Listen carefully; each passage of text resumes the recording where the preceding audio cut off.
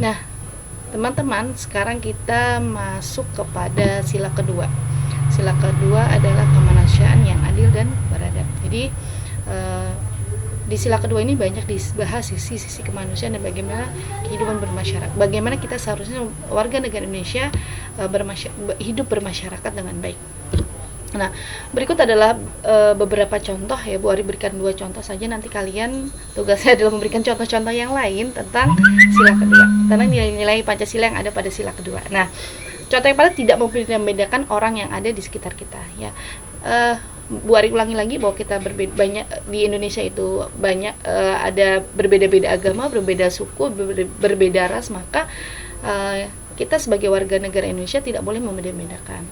Misalnya Anton dari suku Papua, Ardi dari suku Jawa, maka antara Anton dan Ardi seharusnya hidup berdampingan dengan rukun walaupun mereka berbeda suku.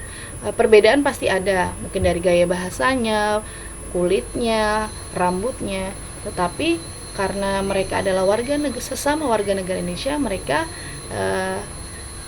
harusnya bisa hidup dengan rukun dan damai ya. Tugas kita tidak boleh mengunggulkan ras kita. Ras ini lebih unggul daripada ras yang lain. Ras C lebih unggul daripada ras D, itu tidak. Karena manusia diciptakan memang berbeda-beda, dan hanya ketakwaannya saja yang berbeda di hadapan Allah Subhanahu wa taala. Dan menurut hukum Indonesia, semua warga negara itu adil di mata hukum. Jadi tidak ada pembedaan antara satu warga dengan warga yang lain. Yang kedua, teman-teman, adalah saling membantu ya. Wah, ini sudah sering kalian lakukan ketika kalian berada di sekolah ya, membantu teman yang pulpennya ketinggalan, akhirnya dipinjamkan, membantu teman yang tidak bawa makan, akhirnya berbagi. Nah, itu contoh-contoh sila kedua ya. Bagaimana kemudian kita punya rasa simpati, kemudian simpati lahir empati, kemudian lahirlah perbuatan yang kemudian akhirnya bisa membantu saudara kita ya.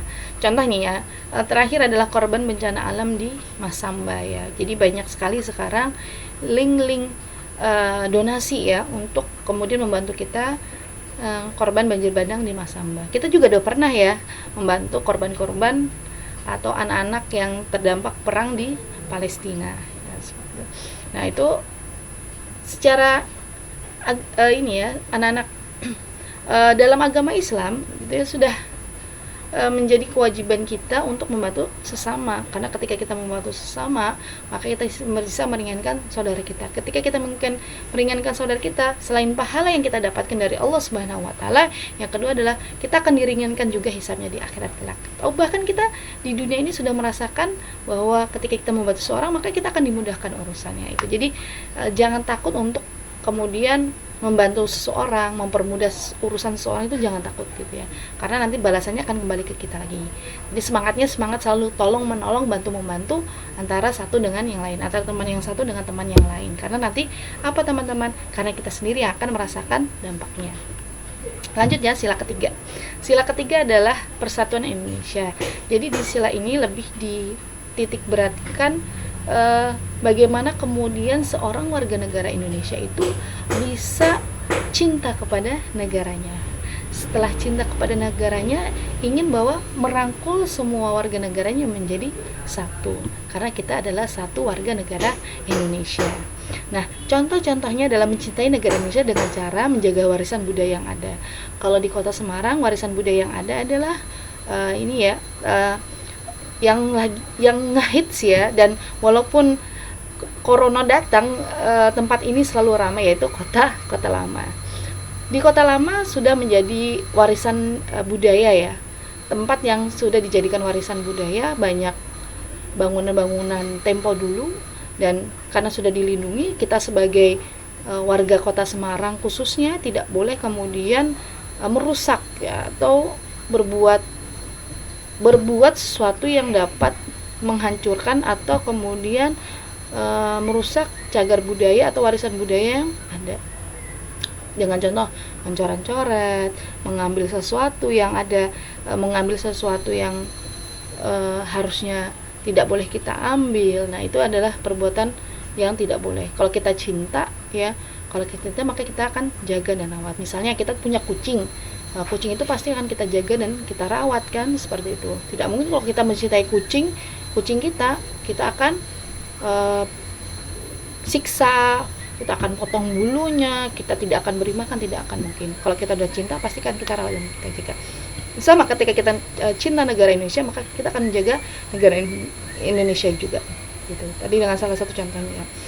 Yang selanjutnya adalah menjaga hubungan baik dengan teman-teman satu negara meski beda suku, agama, dan bahasa. Jadi sama ya, hampir sama dengan sila kedua ya, kita menjaga hubungan baik walaupun kita beda suku, beda ras, beda agama, kita tetap harus kemudian menjaga hubungan baik tersebut ya, karena kita satu, kita Indonesia, maka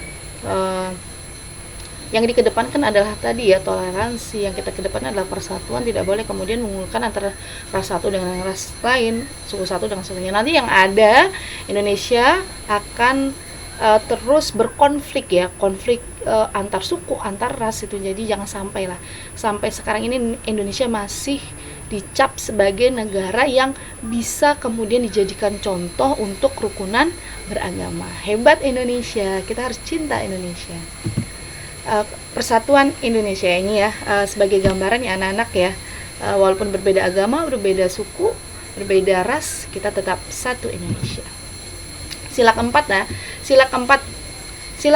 titik beratnya pada kemudian salah contohnya adalah menyelesaikan masalah dengan musyawarah ya, musyawarah berembuk antara satu dengan yang lainnya. Nah, ketika di dalam musyawarah kita tidak boleh memaksakan kehendak. Kalau sudah kemudian diputuskan, maka kita harus menerima hasil musyawarah dengan lapang dada ya. Di sila keempat ini, salah satu contohnya adalah musyawarah. Misalnya di kelas kita musyawarah untuk memilih ketua kelas. Jika kemudian tidak didapati kesepakatan, maka kita bisa lanjut dengan sistem voting. Di keluarga pun juga bisa kita bermusyawarah ya. Bermusyawarah ingin pergi ke luar kota, ingin pergi ke suatu tujuan, kita musyawarah dulu mana nih tempat yang akan kita kunjungi. Nah, ini ya contoh ya, di kelas bermusyawarah nih ya. Bermusyawarah tadi untuk memilih ketua kelas, memilih tempat wisata yang akan kita kunjungi, memilih puncak tema. Kalau dulu Bu Ari di kelas 4 memilih kelas inspirasi, siapa nih yang akan kita datangkan. Terakhir anak-anak, sila kelima, bersikap adil kepada setiap orang yang ada di sekitar kita. Jadi sila kelima ini salah satunya bersikap adil ya. Ya adil ya, tidak membeda-bedakan, tidak berat sebelah, menjalani kewajiban kita dan menghormati hak orang lain ya. Kita jalan kewajiban kita dan kita hormati hak-hak orang lain. Yang selanjutnya menjalankan kewajiban dan hak secara seimbang. Kewajiban dan hak harus seimbang. Kewajiban dilakukan, hak juga harus dipenuhi, seperti itu. Nah, hak seorang anak itu disayangi, maka kewajibannya orang tua adalah memberikan pakaian, memberikan pendidikan gitu. Hak seorang warga negara adalah mendapatkan tadi ya, kebebasan berpendapat, kebebasan beragama. Nah, kewajiban pemerintah apa? Kewajiban pemerintah adalah tadi ikut membangun tempat-tempat ibadah agama. Itu kewajibannya pemerintah. Kewajiban yang lain adalah kewajiban untuk masyarakatnya bisa beribadah dengan nyaman, dengan tenang, menjaga suasana kondusif. Itu adalah contoh yang menjaga keseimbangan antara hak dan kewajiban. Nah, itu ya anak-anak ya, contoh-contoh. Nah, ini penugasannya, silakan kalian kemudian tulis contoh perilaku dalam kehidupan sehari-hari yang sesuai dengan yang pernah kalian lakukan. Jadi sila 1, 2, 3, 4, dan 5 ditulis di buku tulis. Nah, itu saja anak-anak ya, pelajaran PPKN pada hari ini. Maka semoga nanti ketika ada nanti kesulitan bisa chat via WA dengan Bu Ari ya. Dan boleh bertanya kepada orang tua, kepada guru lain, atau kepada teman-teman sekelas, atau kepada Bu Ari sendiri. Itu saja bisa Bu Ari sampaikan.